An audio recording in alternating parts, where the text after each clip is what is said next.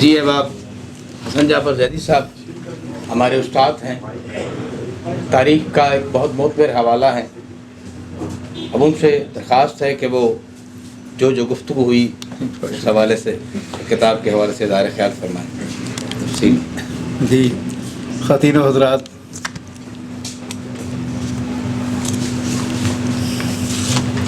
کتاب کا مصنف، ان دونوں چیزوں پہ گفتگو ہوئی ہے. فرخ سہیل گوئندی سے میرا تعلق کئی حوالوں سے ہے. ہماری جو قدر مشترک ہے یا مشترک حوالے ہیں ان میں کئی چیزیں. سب سے پہلی چیز ہے سرگودا. ان کی جم پر بھی سرگودا ہے اور میری جم پر بھی سرگودا ہے.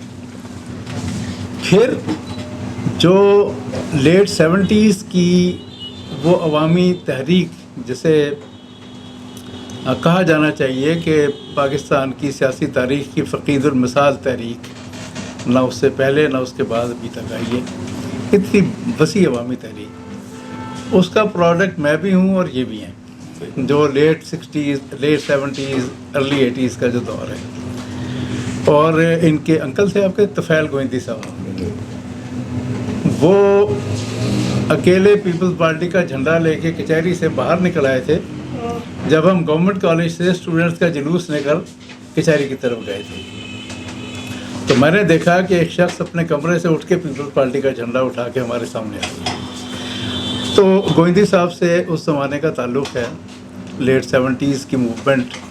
اور پھر اس کے علاوہ ڈاکٹر مبشر حسن اور اس زمانے کے جو دوسرے ہمارے رہنما تھے. ایک سیکنڈ ذرا اس کو روک دیں، گفتگو 10 سے مجھے پیچھے. ڈاکٹر مبشر حسن صاحب کے پاس ان کا اٹھنا بیٹھنا اور میرا تو ان کے ساتھ جیسا تعلق تھا اور ویسے ہی ان کا بھی تعلق تھا. وہ ہمارے کان بھی مروڑ دیتے تھے، ڈانٹ بھی دیتے تھے، اور ہمیں ان کی ہر بات کے اوپر فخر ہوتا تھا کہ ہم نے کچھ کیا. وہ ایک الگ داستان ہے کہ زاہد چودھری کا جتنا بڑا کام ہے اس کے پیچھے دراصل ڈاکٹر مبشر حسن ہیں جنہوں نے مجھے اس کام کے حوالے کیا. تو گوئندی کے ساتھ بہت ساری جو مشترکہ چیزیں ہیں اس میں سے یہ چیزیں ہیں. پھر اس کتاب کا جو نصف حصہ ہے ترکی سے ان کا ایک اپنا تعلق ہے اور میرا بھی ایک اپنا تعلق ہے، اور وہ بڑا ذاتی نوعیت کا ہے. میرے بیٹے کی جو پہلی بیوی ہیں ازلم، وہ ترکی سے ہیں. ان کی 10 سال شادی رہی، اس کے بعد وہ نہیں چلی. 2 ہمارے پوتا پوتی ہیں. اور میٹو جس کا ذکر اس میں بھی ہے، مڈل ایسٹ ٹیکنیکل یونیورسٹی، عدیل بھی وہاں سے گریجویشن کی ہے، ازلم نے بھی وہاں سے گریجویشن کی ہے. اور اب ان کا جو بڑا بیٹا ہے فرحان، میرا پوتا، وہ بھی اسی یونیورسٹی سے اب فائنل ایئر کی گریجویشن میں ہے. تو میرا ترکی ایک سیکنڈ ہوم ہے، میرا سمدھیانہ ہے، اور میرا اتنا آنا جانا ہوا ہے کہ تو وہ بھی ایک مشترک ہے فرخ سہیل گوئندی کے حوالے سے. یہ کتاب جو ہے اس کے لیے سفر نامے کا لفظ بڑا محدود لفظ ہے. یہ سفر نامہ اس کو کہنا ہمارے ان روایتی معنوں سے بھی ہٹ کے جن کا ذکر یہاں ہوا وہ تو یہ نہیں ہے، لیکن یہ تاریخ نامہ ہے، یہ تہذیب نامہ بھی ہے، اور یہ 80 کی دہائی کا سیاسی منظر نامہ بھی ہے. تو اس کی یہ 3 بڑی جہتیں ہیں جو اگر میں اس کو 3 جہتوں میں سمیٹنا چاہوں، ادر دین ایک جو روایتی تو یہ ہرگز نہیں ہے. جو 80 کی دہائی کا پاکستان ہے، ایران ہے، ترکی ہے، بلغاریہ ہے، یہ آپ کو اس دور میں لے جاتا ہے. ایک مصنف یا مقرر یا اظہار خیال کرنے والا یا تخلیق کار وہ ہوتا ہے جو آپ کو اپنے ساتھ کھڑا کرے اور وہ چیز آپ کو محسوس کرائے جو وہ کر رہا ہے۔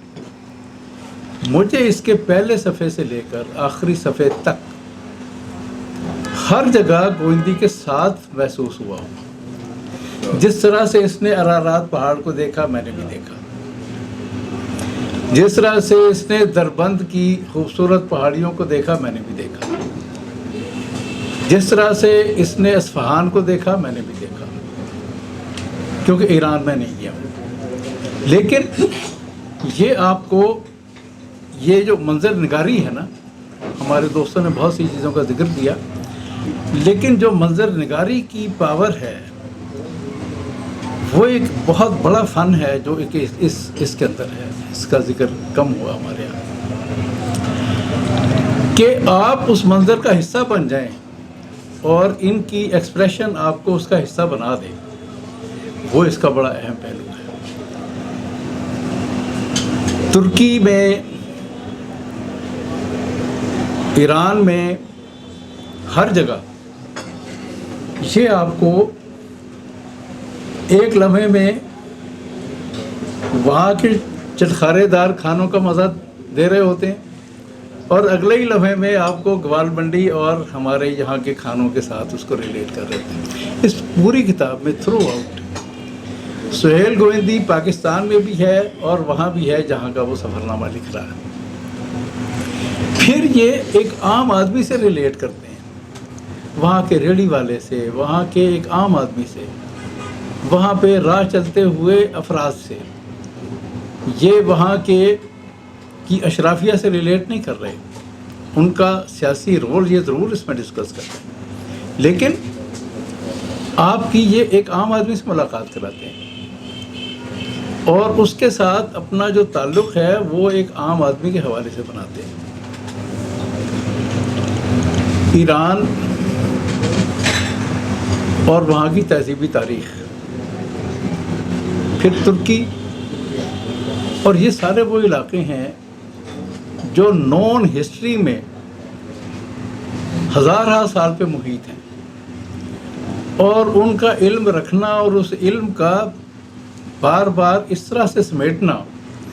اچھا، کئی جگہ مجھے لگا شاید یہ کچھ ریپیٹیشس ہے، لیکن ہرگز نہیں، ہر جگہ وہی ذکر آتا ہے مگر ایک نئے انداز کے ساتھ۔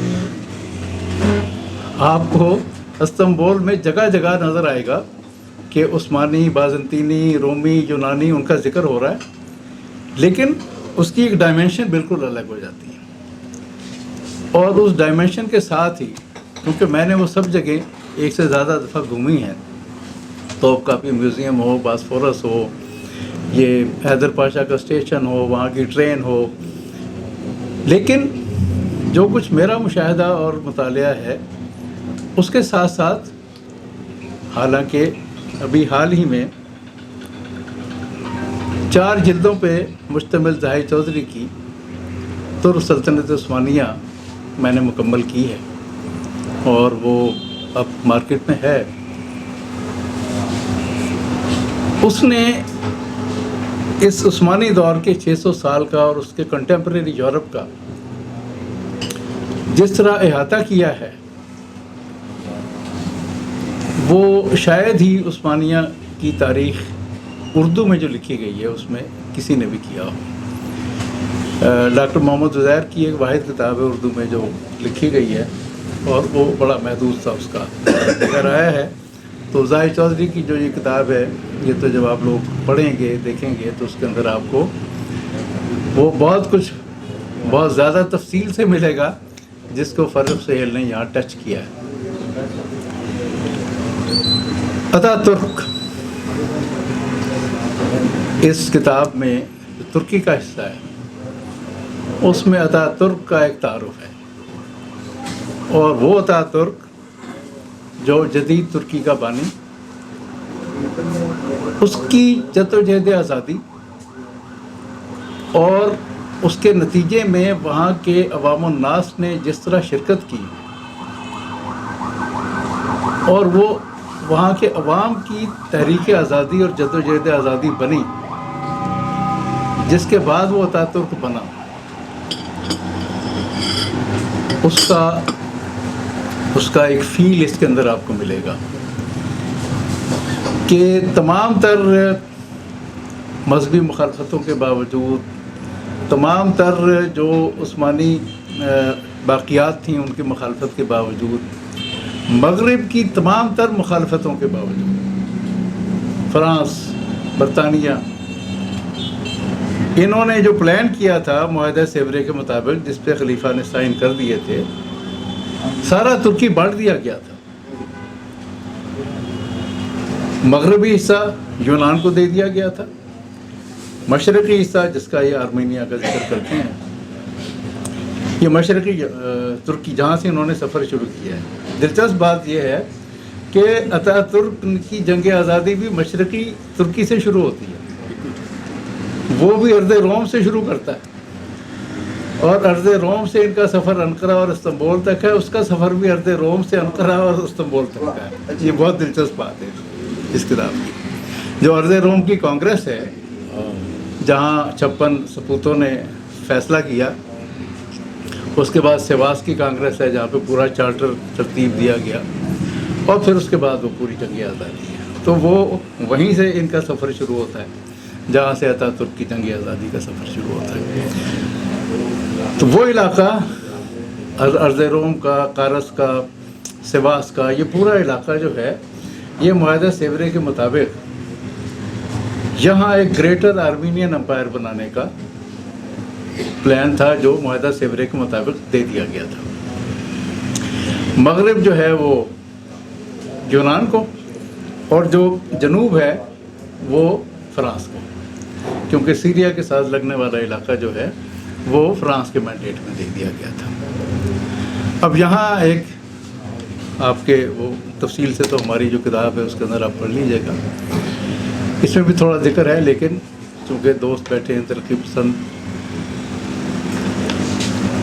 لینن نے 1917 میں انقلاب کے بعد جتنی بڑی خدمت کی ہے ترکی کی جنگ آزادی کی، اس کا یہاں بہت کم لوگوں کو پتہ ہے۔ بالکل ٹھیک، بہت شکریہ۔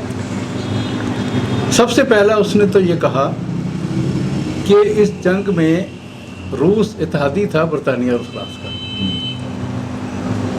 اس معاہدے میں جو پورا آرمینیا، گریٹر آرمینیا بنانے کا منصوبہ زار نے طے کیا تھا، لینن نے کہا ہم اس سے وڈرا کرتے ہیں، اور یہ ایسٹرن ٹرکی، یہ سارا ارض روم، قارس اور یہ سب کچھ جو ہے یہ آپ ہی کے پاس رہے گا۔